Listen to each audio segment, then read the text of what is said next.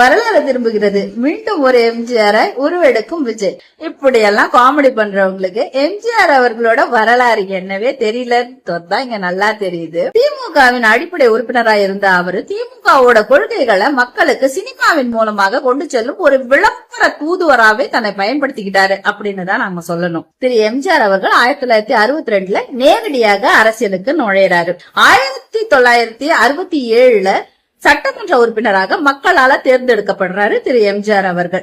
1972 அண்ணாவின் மறைவுக்கு பிறகு அனைத்திந்திய அண்ணா திராவிட முன்னேற்ற கழகம் அப்படிங்கிற ஒரு புதிய கட்சியை தோற்றுவித்து 1977 தமிழகத்தின் முதலமைச்சரா உருவாகிறாரு திரு எம்ஜிஆர் அவர்கள். திரு எம்ஜிஆர் அவர்களாலேயே தான் முதலாக சட்டமன்ற உறுப்பினராக தேர்ந்தெடுக்கப்பட்டு 10 ஆண்டுகள் கழித்துதான் அவரால முதலமைச்சரா ஆக முடிஞ்சிருக்கு. ஆனா விஜய் என்ன செஞ்சிருக்காரு? இதுவரைக்கும் அரசியல் ஈடுபட்டு அவரோட அரசியல் செயல்பாடுதான் என்ன, இவர் எப்படி எம்ஜிஆரோட தன்னை கம்பேர் பண்ணிக்கிறாரு அப்படிங்கறத நாம இங்க கேள்வி கேட்க கூடாது. அனைத்து இந்திய அண்ணா திராவிட முன்னேற்ற கழக தோழர்கள் தான் இவரை கேள்வி கேட்கணும். ஆனா அவங்க அமைதியா இருக்காங்க. காரணம் என்னன்னா அவங்க ஓனர் ஜியா கூட இருக்கலாம்,